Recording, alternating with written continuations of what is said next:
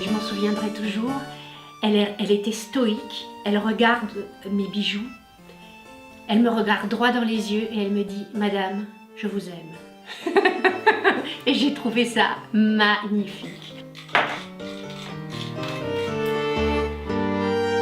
J'adore ce qui a une âme, ce qui est ancien, qui a une histoire. Et je trouve des perles qui ont une âme. Ça par exemple, ce sont des perles couture des années 1900. Elles sont creuses à l'intérieur. Christian Lacroix les utilise pour, quand il faisait encore de la haute couture, il les cousait sur ses vestes. Moi j'en fais des bijoux. J'utilise des dentelles anciennes, des plumes. Enfin, et les perles anciennes, c'est une merveille. C'est très difficile à trouver. J'utilise des fermoirs anciens des années 1900. Vous voyez, ça a une histoire, ça a une âme, j'adore. Il y a même une dame, Anna Tabakova, qui a écrit un livre sur l'histoire, 4000 ans d'histoire des fermoirs. Et elle m'en a acheté, ça devient rare, enfin bon.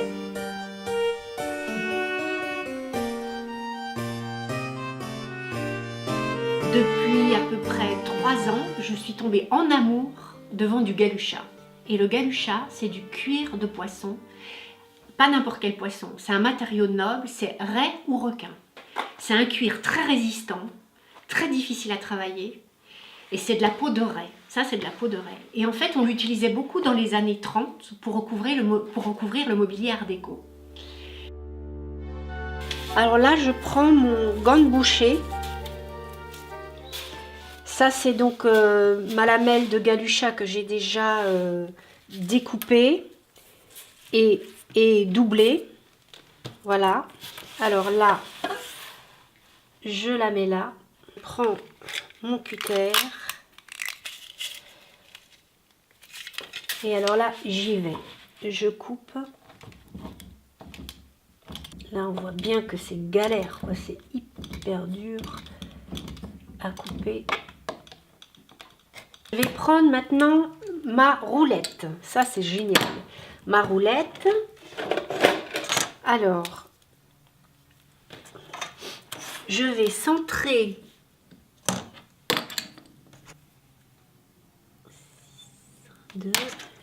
et là ma roulette elle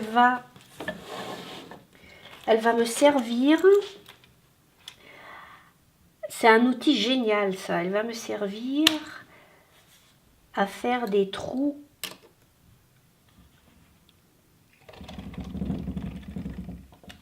mon marqueur et je fais mes trous à l'endroit que je veux.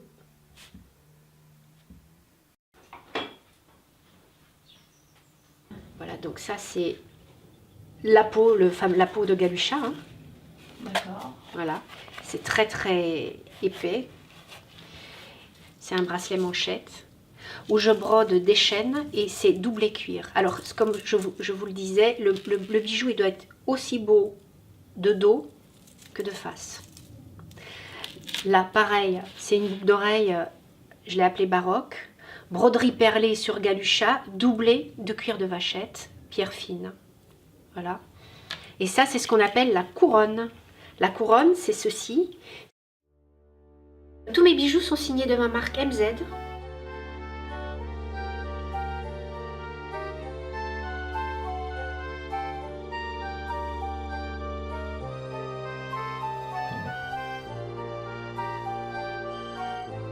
Je ne me souviens pas quand j'ai commencé, parce que pour moi, je fais ça depuis toujours. Je travaille 8 heures à l'atelier tous les jours et je suis à fond dans ma passion, dans ma bulle. Les qualités requises, c'est beaucoup de créativité, de la patience, des bons yeux et un savoir-faire. Voilà. Donc il y a la broderie sur un métier à broder, la broderie de Lunéville, et de la broderie à l'aiguille. Et je préfère faire de la broderie à l'aiguille, c'est plus mon truc, voilà. Et en plus broder sur du galucha, c'est quelque chose. Pour moi, l'excellence, c'est le détail. Une fois que le détail est parfait, c'est qu'il y a un savoir-faire, c'est que c'est beau. C'est la finition du bijou. Le bijou, il doit être aussi beau à l'extérieur qu'à l'intérieur. Et donc, je double tous mes bijoux de broderie avec du cuir. Donc, j'ai eu besoin d'une formation de cuir. Et là, je vais faire une formation de plumassière. De toute façon, moi, au plus je fais de formation, au plus je peux toucher des matériaux différents, des techniques différentes, au plus je suis heureuse et au plus la créativité se développe, forcément. C'est le feeling que j'ai avec une perle, avec un matériau, qui fera que je veux faire quelque chose plutôt comme ci que comme ça.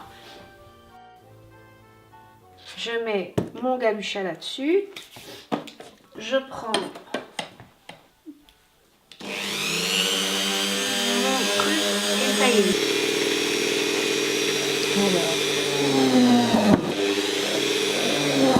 Parce que là, je vais me mettre à broder. Alors, voilà. Je passe ma tige dans la chaîne. Je prends une pince. Et là, je fais ce qu'on appelle une queue de cochon.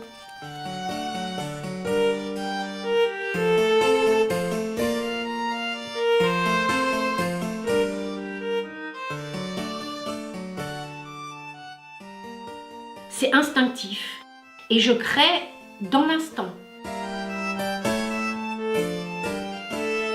Où est-ce qu'on peut te retrouver et retrouver tes bijoux? Alors déjà sur mon site, mireliam@bijoux-mz.fr, et là sur mon site je mets tous les salons que je fais.